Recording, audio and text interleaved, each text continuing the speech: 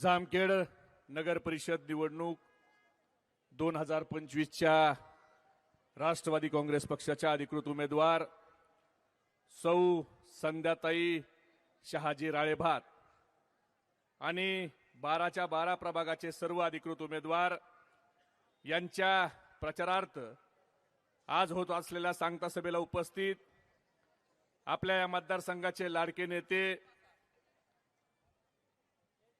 लोकप्रिय आमदार रोहितदादा पवार, व्यासपीठावर उपस्थित आमचे सर्वच या ठिकाणी सहकारी, मी सर्वांचा नामूल्य काय करत नाही खरात साहेब योगेशराव, कारण बोलणारे भरपूर आहेत. मी रोहितदादा जामखेडला येताना मला एक पत्रकाराचा फोन आला आणि ते पत्रकार म्हणले, अहो तुम्ही जामखेडला जाणार आहेत का प्रचाराला? म्हणलं हो जाणार आहे. का?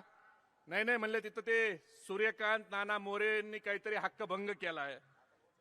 अहो म्हणलं, आमच्याकडे हक्कभंग करणारा माणूस आहे, वेश्या व्यवसाय आणि विनयभंग करणारे समोरच्या पॅनलमध्ये आहेत.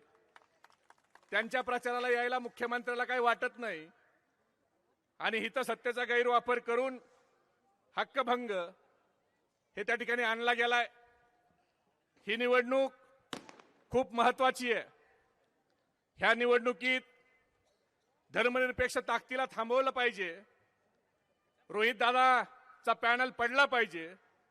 म्हणून भारतीय जनता पार्टीवाले वेगवेगळ्या कृत्या करतायत, वेगवेगळे डाव खेळतायत आणि त्यात एक उमेदवार उभा राहिलेत पंजावाले वसीम बिल्डर बोले. ते पंजाच्या उमेदवाराला आता अचानक आठवण झाली कि मैं कौम का है, मुसलमान है, मेरे को वोट दो. अरे बिल्डर, मैं भी गए साल विधानसभा में खड़ा था, मैं भी मुस्लिम था, तुम तो मेरे खिलाफ कमल का फूल लेकर घूम रहे थे रे भाई. जब तुमको याद नहीं आई कि मुस्लिम खड़ा है.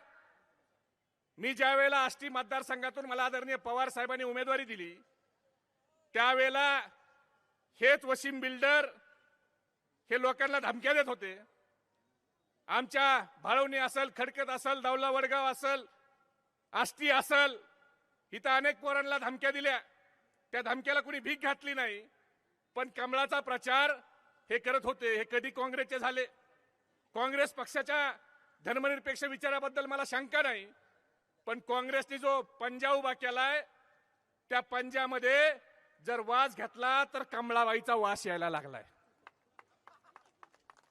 हे काँग्रेसचा ओरिजिनल पंजा नाही. बरं वसीम भाई बिल्डर, तुम्ही निवडून आला, थोड्या वेळ असं गृहीत धरा, समाजाने तुम्हाला मतं दिली, तुम्ही निवडून आला, तर खाली तुम्हाला उमेदवार आहेत का? 24. यशवंतराव चव्हाण साहेबांनी स्थानिक स्वराज्य संस्था ही सत्तेचं विकेंद्रीकरण करण्यासाठी काढली आणि 1965 अधिनियम 1965 जो स्थानिक स्वराज्य संस्थेचा कोठारी साहेब, त्या अधिनियमाप्रमाणे कोणताही नगराध्यक्षाला ठराव करायचा असेल तर त्याला 50% जास्त नगरसेवक लागतात. म्हणजे जर 24 नगरसेवक आहेत तर 12 पेक्षा जास्त नगरसेवक तुमच्याकडे लागणार आहेत. निवडून यायचे सोडा, तुमच्याकडे तेवढे उमेदवार तरी आहेत का? तुम्ही उभा राहिलाय, किती उमेदवार आहेत तुमच्याकडे?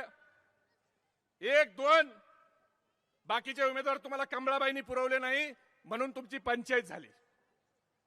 मला जामखेडच्या सर्व समाजाला सांगायचंय की आपल्या समाजाचं मत खायचं आणि भारतीय जनता पार्टीला फायदा पोहोचवायचा हे काम कोण करतंय हे आपण समजून घेतलं पाहिजे. इथं काँग्रेस आणि भाजप यांची अवस्था अशी झाली. ह्या जामखेड पुरतं मी सांगतोय बरं का, महाराष्ट्राचं सांगत नाही. जामखेड पुरतं जर कुणी काँग्रेस आणि भाजपची मला जर परिस्थिती विचारली तर मी एका वाक्यात सांगल, गंगाधर ही शक्तिमान है और शक्तिमान ही गंगाधर है. जे मतं आपल्याला होत नाहीत ते मतं भारतीय जनता पार्टीवाल्यांनी पंजाकडे पाठवायचे, पण त्या पंजाचा वास घ्या, तुम्हाला कमळाच्या फुलाचा वास आल्याशिवाय राहणार नाही. आज आता ते सांगतील परत संध्याकाळी फिरतील, चाचा वो घूमेंगे अभी, बोलेंगे वो महबूब भाई आया, दिल्ली के बातें करके गया, ये अपना गली का इलेक्शन है, आपने को क्या दिल्ली का करने का है। उनको बोलो अगर 2029 में दिल्ली की साफ सफाई करनी है तो उसकी शुरुआत जामखेड़ के गली से करना पड़ेगी। आज भारतीय जनता पार्टीने कोणत्या पद्धतीचं राजकारण सुरू केलंय? रोहित दादा, तुम्ही संघर्ष यात्रा काढली, आम्ही आंदोलन मोर्चे केले, आपण म्हणतोय युवकाच्या हाताला रोजगार द्या, हे भाजपवाले म्हणतात मस्जिदीचा भोंगा काढा, आपण म्हणतो आमच्या शेतकऱ्याच्या शेतीमालाला भाव द्या, हे भाजपवाले म्हणतात मदरस्यावर भगवा झेंडा काढून हिरवा झेंडा लावा, अरे आम्ही म्हणतो महागाई कमी करा, हे म्हणतात हिंदू खतरे में है। मला ज्या जातीपातीचं राजकारण करणाऱ्या भारतीय जनता पार्टीवाल्याला एवढंच सांगायचंय की ना मंदिर की बात हो ना मस्जिद की बात हो, ना मंदिर की बात हो ना मस्जिद की बात हो, युवा बेरोजगार है पहले उसके निवालों की बात हो। मेरे नींद को दिक्कत ना भजन से है ना अजान से है, मेरे नींद को दिक्कत ना भजन से है ना अजान से है, मेरे नींद को दिक्कत मरते हुए जवान और खुदकुशी करते किसान से है। आज मूळ प्रश्नाहून लक्ष विचलित करण्यासाठी जे भारतीय जनता पार्टी जातीपातीचं राजकारण करतंय त्या भारतीय जनता पार्टीला आपल्याला त्या ठिकाणी हद्दपार करायचंय आणि आपल्याला डमी उमेदवाराला मतदान करायचं नाही। आज भाजपाने काय सुरू केलंय? जाती धर्मामध्ये वाद लावायचा। नेहमी भारतीय जनता पार्टीचे 2 आमदार आहेत, एक चिरकुट आहेत ते राणे पडळकर नावाचे, ते उठले की रोहित दादा आम्हाला देशभक्तीचे प्रमाणपत्र वाटतात, मुस्लिम समाजाला देशभक्तीचे प्रमाणपत्र वाटतात। अरे हा देश काय तुमच्या बापाची जहागीर आहे का? तुम्हाला कुणी अधिकार दिला आम्हाला प्रमाणपत्र वाटायचा? मला अभिमान आहे रोहित दादा की माझ्यासारख्या अल्पसंख्याक समाजाच्या कार्यकर्त्याचा जन्म हा भारतात झाला। इथं आमचा हिंदू धर्म भगवद्गीतेप्रमाणे चालतो, इथं आमचा इस्लाम धर्म कुराणाप्रमाणे चालतो, इथं आमचा ख्रिश्चन धर्म बायबल प्रमाणे चालतो, पण माझा भारत देश हा महामानव डॉक्टर बाबासाहेब आंबेडकरांनी लिहिलेल्या संविधानावर चालतो। आणि या संविधानानं मला या देशात राहण्याचा, माझ्या धर्माचं आचरण करण्याचा, मला खाण्याचा, माझं मत मांडण्याचा अधिकार हे महामानव डॉक्टर बाबासाहेब आंबेडकरांच्या संविधानाने दिलाय। त्यामुळे या भाजपच्या भाकऱ्या भुकऱ्यांना तुम्ही आम्हाला देशभक्ती शिकवू नका हो। आम्ही मौलाना आझाद साहेबांच्या विचाराला मानणारे लोक आहेत या देशातले मुस्लिम। ज्यावेळेला मौलाना आझाद साहेब हे काँग्रेस पक्षाचे राष्ट्रीय अध्यक्ष होते आणि त्यावेळेला इंग्रजांनी त्यांना सांगितलं की मौलाना साहब हम हिंदुओं को अलग देश देते हैं और मुसलमानों को अलग देश देते हैं, म्हणजे हिंदू मुस्लिम मध्ये वाद लावायचं काम हे कधीपासून सुरू आहे? तर हे इंग्रजाच्या काळापासून सुरू आहे आणि शहाजीराव ह्या इंग्रजाच्या अवलादी आता ह्या भाजपाच्या रूपाने ते काम पुढे घेऊन चालल्यात। त्यावेळेला मौलाना आझाद साहेब म्हणले कि कुतुब मीनार पर आकर कोई फरिश्ता ये ऐलान कर दे, कुतुब मीनार पर आकर कोई फरिश्ता ये ऐलान कर दे कि हिंदू मुस्लिम इत्तेहाद की कीमत पर अगर तुम्हें जनसुराज मिल जाए तो मुझे ऐसा जनसुराज नहीं चाहिए, क्योंकि जनसुराज न मिलने से सिर्फ हिंदुस्तान का नुकसान होगा, मगर हिंदू मुस्लिम इत्तेहाद अगर खतरे में आई तो पूरे इंसानियत का नुकसान होगा, हे सांगणारे मौलाना आझाद साहेब आहेत। त्यांचे विचार मी मानतो, पण भाजपाकडे मुद्दा नसला की ते धर्माचा मुद्दा पुढे करतात, जातीचा मुद्दा पुढे करतात आणि ह्या नगराध्यक्ष पदाच्या निवडणुकीत देखील त्या ठिकाणी पंजावाल्याला उभा करून आपण सरळ फाईट मध्ये जिंकू शकत नाही। रोहित दादाने केलेले काम कोठारी साहेबांनी आणि सगळ्यांनी तुम्हाला सगळ्यांना माझ्यापेक्षा जास्त माहिती आहे, ते सांगून मी तुमचा वेळ घेणार नाही। पण पंजाचा जो बिल्डर उभा राहिलाय, मला वाटलं बिल्डर म्हणजे चांगला कंस्ट्रक्शन करणारा, उद्योग व्यवसाय करणाऱ्या माणसाचं नाव असतं पत्रकार साहेब बिल्डर। हा बिल्डर कोण? तर कांदा व्यापारी हमीद शेखनी जर गाळा घेतला तर त्याला कुलूप लावणारा हा बिल्डर। अरे काय बिल्डराची व्याख्या केली, नाव तरी बदलून ठेवा, नाहीतर एखाद्या दिवशी त्या जामखेडला जर बिल्डर आले आणि ह्या बिल्डरची माहिती घेतली तर ते म्हणते ना आम्हाला बिल्डरचं नाव सोडून दुसरं काहीतरी द्या. अरे आणि असा माणूस जो मुस्लिम समाजाच्या व्यापाऱ्याच्या गाळे घेतले मेहनतीच्या कष्टाच्या पैशानं, त्याला त्या ठिकाणी कुलूप लावत असेल तर अशा माणसाला आपल्याला मत द्यायचंय का? देणे काय क्या चाचा, देणे काय क्या? तुम्हाला निवडणूक आली की जात आठवती, पण विधानसभेत तुम्हाला महबूब शेख का मुसलमान वाटला नाही हो? त्यावेळेला तुम्हाला असं वाटलं नाही की महबूब शेखचा जाऊन प्रचार करावा, त्याला मतदान करावं? तुम्ही जर एवढे, अगर तुम इतने कौम के हमदर्द थे तो तुमने राष्ट्रीय विधानसभा में आके तुतारी का काम करना था ना? उधर क्यों कमल लेके घूम रहे थे? अभी वही कमल ने तुम्हारे हाथ में पंजा दिया है. मगर मैं सभी भाइयों से गुजारिश करता हूं कि ये हाथ, ये कांग्रेस का असली हाथ नहीं, ये नरेंद्र मोदी का नकली हाथ है. ये हाथ को वोट करना यानी कमल को वोट करना है. अभी वो डराएगा धमकाएगा, बहुत बड़ा गुंडा समझता खुद को, है कि नहीं मालूम नहीं, मगर समझता. वो डराएगा धमकाएगा. मगर मैं आप जामखेड़ के सभी मेरे मुस्लिम भाइयों से गुजारिश करता हूं और एक बात खास तौर से कहता हूं कि जुल्म इतना बुरा नहीं जितनी बुरी तुम्हारी खामोशी है. जुल्म इतना बुरा नहीं जितनी बुरी तुम्हारी खामोशी है. बोलना सीख लो वरना पीढ़ियां गूंगी हो जाएगी. आणि मी तुम्हाला खास आवर्जून सांगायला का आलोय, तुम्ही रोहित दादाच्या पाठीशी उभा राहा. कारण रोहित दादा हे सातत्यानं शाहू फुले आंबेडकर छत्रपती शिवाजी महाराजांचा पुरोगामी विचार त्या ठिकाणी पुढे घेऊन जात आहेत, त्याच्यासाठी संघर्ष करतायत.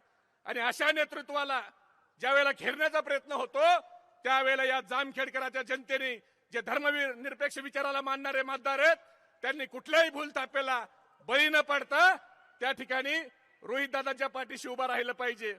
आणि ह्यांचं, ह्या बिल्डरचं शहाजीराव आणि ह्या चिंतामणराव जे आता आजची सभा बघून चिंतेत पडले असतील, असे चिंतामणराव, चिंतामणी, आज त्यांना खऱ्या अर्थानं चिंता पडेल की आपला मनीही गेला, ही चिंता त्यांना वाटेल. त्यामुळं चिंतामणींना वाटत असेल की आपण पैशाच्या जीवावर ह्या जामखेडकरांचं मत विकत घेऊ शकतो, तर आपलं मत हे आपलं मन आहे. आपलं मन विकत देता का ताई? आपलं मावशी मन विकत भेटतं का? अरे मन हे प्रेमाने जिंकावं लागतं, विकासाने जिंकावं लागतं. त्या दहशत दादागिरीने पैशाने जिंकू शकत नाही.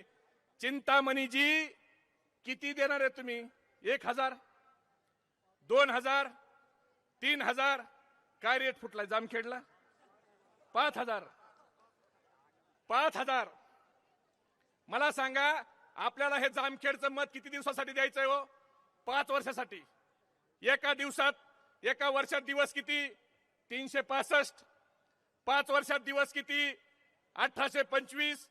5000 गुणिले 1825 करा, 2 रुपये 73 पैसे रोजाने आपलं मत विकत चाललंय. मावशी तुम्ही दिवसात चहा किती पिता? 4 पिता. जामखेडला चहा केवढ्याला आहे? 5 रुपयाला, 10 रुपयाला. म्हणजे तुम्ही रोज 40 रुपयाचा चहा पिता का नाही? मग आपलं मन, आपलं मत हे ह्यांना 5000ला विकायचंय का? पण जर आलाच माल तर नाही म्हणू नका, घ्या. पण मत मात्र आपल्या तुतारीला मारा. काय ह्यांनी जे चिंता करून जो मनीच गोळा केलाय तो काय कुठे बराचशा खांदून केलेला नाही. हे काय कुठे एमआरजेच्या कामावर गेलते काय सूर्यकांत नाना?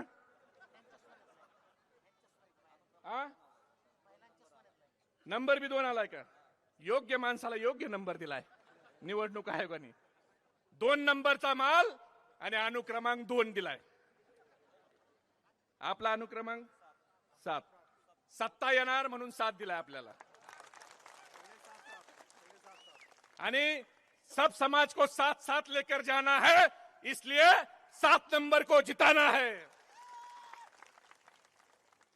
चिंता वाढली असेल, आज रात्री ही तुम्ही रॅली नव्हती काढायला पाहिजे हो रोहित दादा. तुम्ही पण घोळ करता, लोकांचं नुकसान करता.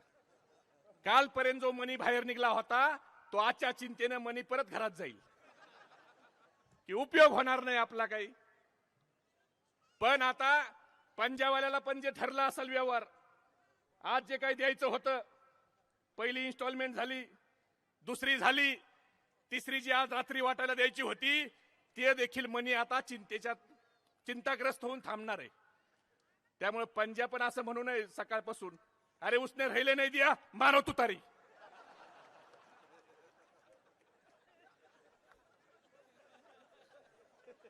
बघा तुम्ही, रात्री 12च्या नंतर हे होणार आहे.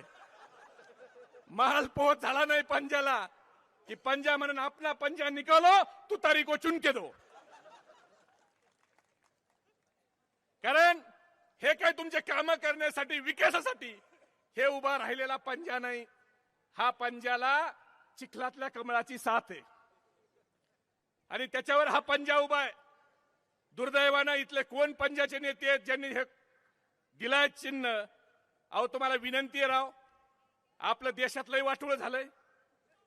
हे असे एकमेकाच्या टंगड्या नका घालू. धर्मनिरपेक्ष मताचं विभाजन करायला आपले पक्ष नका विकायला काढू.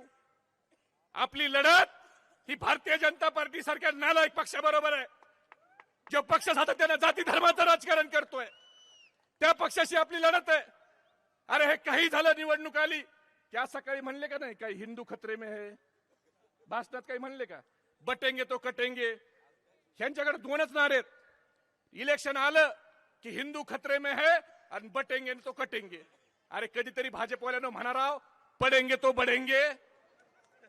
काय तुमच्या तोंडाला लकवा मारतोय काय? आणि हिंदू खतरे में है. मला कोठारी साहेब कळाना, तुम्ही जुने आहेत आमच्यापेक्षा. 150 वर्ष या देशात इंग्रजाचं राज्य होतं. कधी आमच्या हिंदू भावाला वाटलं का आम्ही खतऱ्यात आहेत म्हणून? कधी मोर्चा काढला हिंदू जन आक्रोश? कधी वाटलं आम्ही खतऱ्यात आहेत? काँग्रेसचं 70 वर्ष राज्य होतं. मनमोहन सिंग या देशाचे पंतप्रधान होते. मौलाना APJ अब्दुल कलाम साहेब सारखे 5 वर्ष मुस्लिम राष्ट्रपती होते. कधी कुणाच्या वाचण्यात आलं का हिंदू खतरे में म्हणून मोर्चा करायची वेळ आमच्या हिंदू भावावर आली का कुणाच्या वाचनात? पत्रकार बांधव, मग मागच्या 11 वर्षात देशाचे पंतप्रधान कोण? नरेंद्र मोदी. गृहमंत्री कोण? अमित शहा. महाराष्ट्राचे मुख्यमंत्री कोण? देवेंद्र फडणवीस. उपमुख्यमंत्री कोण? एक शिंदे आणि एक दादाचे काका.